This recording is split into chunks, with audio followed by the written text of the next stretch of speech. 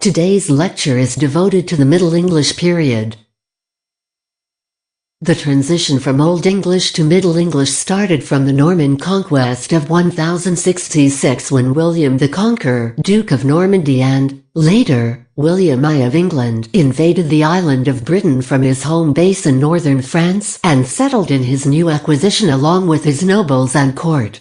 William crushed the opposition with a brutal hand and deprived the Anglo-Saxon earls of their property, distributing it to Normans and some English who supported him. The conquering Normans were themselves descended from Vikings who had settled in northern France about 200 years before. The very word Norman comes originally from Norseman. However, they had completely abandoned their Old Norse language and wholeheartedly adopted French, to the extent that not a single Norse word survived in Normandy. The Normans spoke a rural dialect of French with considerable Germanic influences, called Anglo-Norman or Norman French, which entirely differentiated from the standard French of Paris of the period, known as Francian.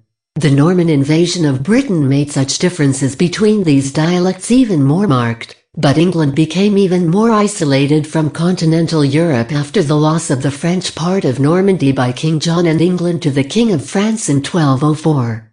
Anglo-Norman French became the language of the kings and nobility of England for more than 300 years. Henry IV, who came to the English throne in 1399, was the first monarch since before the conquest to have English as his mother tongue. So, Anglo-Norman appeared the verbal language of the court, administration, and culture. Though, Latin was mostly used for written language, especially by the church and in official records, but English was still spoken by the peasantry and lower classes. The Normans bequeathed over 10,000 words to English, including abstract nouns ending in the suffixes age, and/ens, and/ent, ment, ity, ention, or starting with the prefixes con, di, ex, trans, and pre. Many of them related to matters of crown and nobility, of government and administration, of court and law, of war and combat, of authority and control, of fashion and high living, and of art and literature.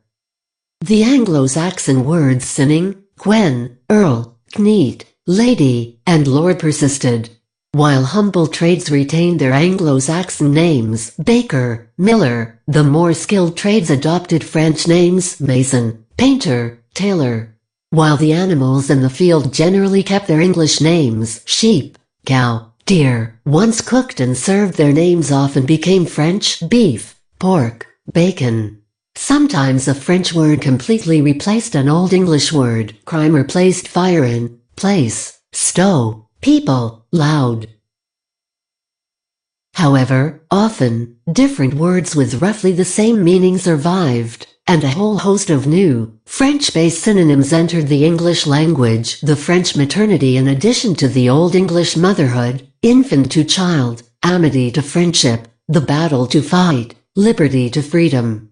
Even today, phrases combining Anglo-Saxon and Norman French doublets are still in everyday use: law and order, lord and master, love and cherish.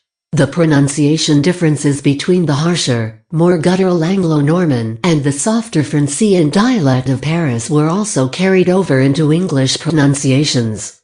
Words like quit, question, quarter, were pronounced with the familiar KW sound in Anglo-Norman rather than the K sound of Parisian French.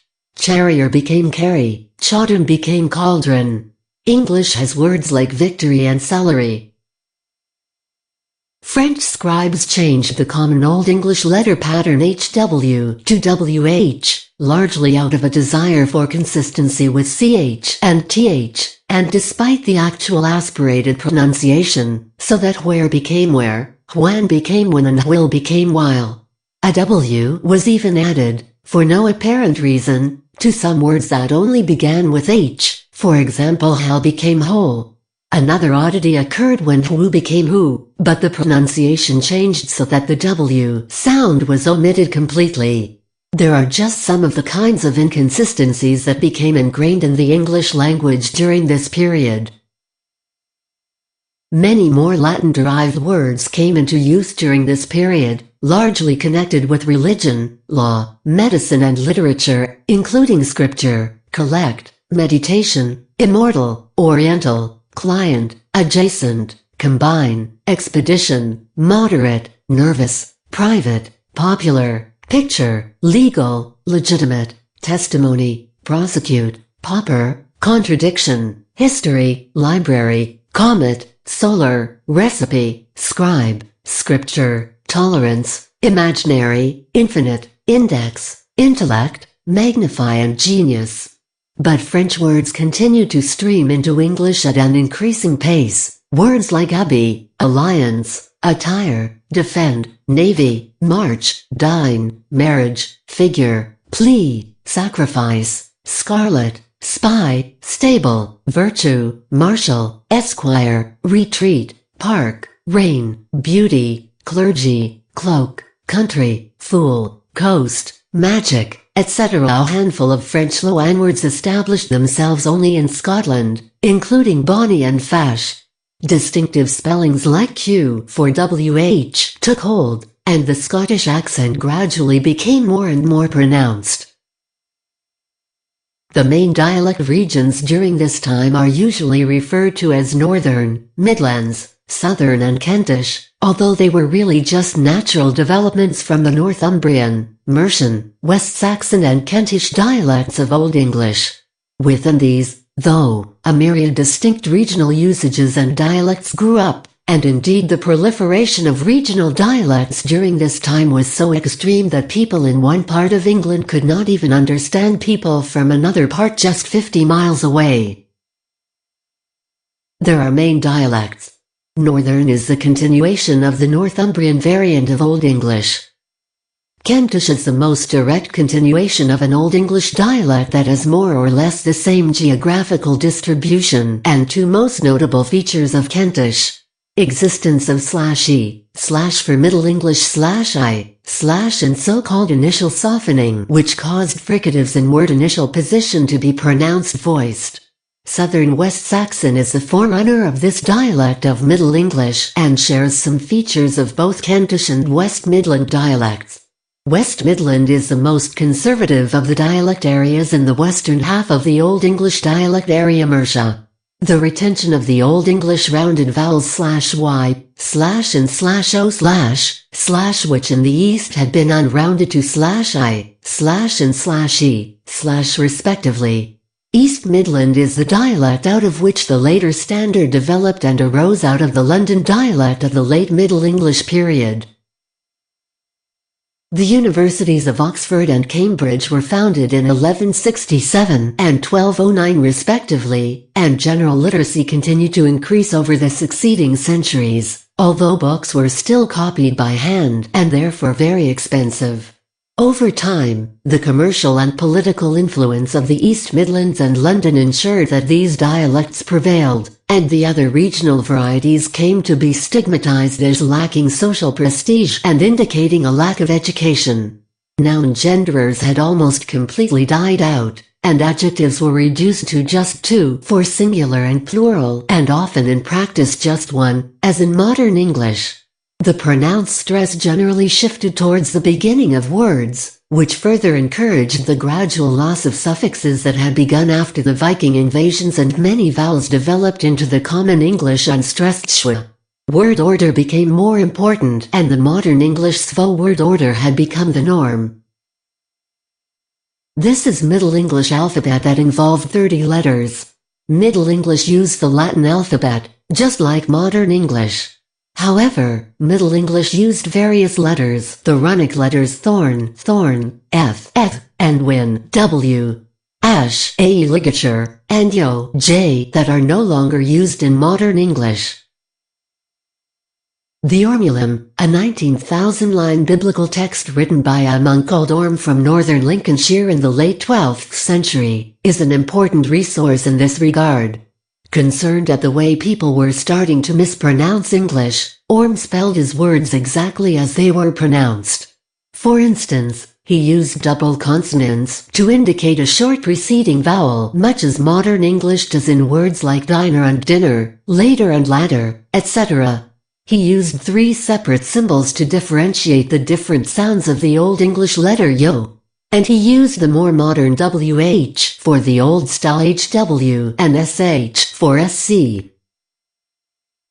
Many of Orm's spellings were atypical for the time, but many changes to the English writing system were underway during this period. The Old English letters eth and thorn, which did not exist in the Norman alphabet, were gradually phased out and replaced with th, and the letter 3 was generally replaced with g. The simple word that generally replaced the bewildering range of Old English definite articles, and most nouns had lost their inflected case endings by the middle of the Middle English period. The Norman coup largely substituted for the Anglo-Saxon cw. The sh sound, which was previously rendered in a number of different ways in Old English, including sc, was regularized as sh or sch. The initial letters hw generally became wh. A c was often, but not always, replaced by k. For example, sinning/sing became king or creek. For example, bach became bach and, later, book or ch. The common Old English h at the start of words like ring and neck was deleted. Although Old English had no distinction between the formal and informal second-person singular, which was always expressed as thou, the words ye or you, previously the second-person plural, were introduced in the 13th century as the formal singular version used with superiors or non-intimates, without remaining as the familiar, informal form. Up to 85% of Anglo-Saxon words were lost as a result of the Viking and the Norman invasions. In 1154, Anglo-Saxon Chronicle recorded its last entry. But, despite the shake-up the Normans had given English, it was English not French that emerged as the language of England. The war against France had the effect of branding French as the language of the enemy, and the status of English rose as a consequence. The Black Death of 1349-1350 killed a third of the English population, including the Latin-speaking clergy. After the plague, the English-speaking laboring and merchant classes grew in economic and social importance, and the linguistic division between the nobility and the commoners was largely over. The Statute of Pleading, which made English the official language of the courts and parliament, was adopted in 1362, and in that same year Edward III became the first king to address parliament in English. By 1385, English had become the language of instruction in schools. Texts in Middle English, as opposed to French or Latin, begin as a trickle in the 13th century, with works such as the debate poem The Owl and the Nightingale and the long historical poem known as Les Amants Brut. Most of Middle English literature, at least up until the flurry of literary activity in the latter part of the 14th century, is of unknown authorship. Geoffrey Chaucer wrote in English his famous Canterbury Tales, considered the first great works of English literature, in the early 1380s. In the 858 lines of the prologue to the Canterbury Tales, almost 500 different French loanwords occur, and by some estimates, some 20–25% of Chaucer's vocabulary is French in origin. Chaucer introduced many new words into the language, up to 2,000 by some counts. These were almost certainly words in everyday use in 14th century London, but first attested in Chaucer's written works. Here comes the literature for this lecture. Many thanks for your attention.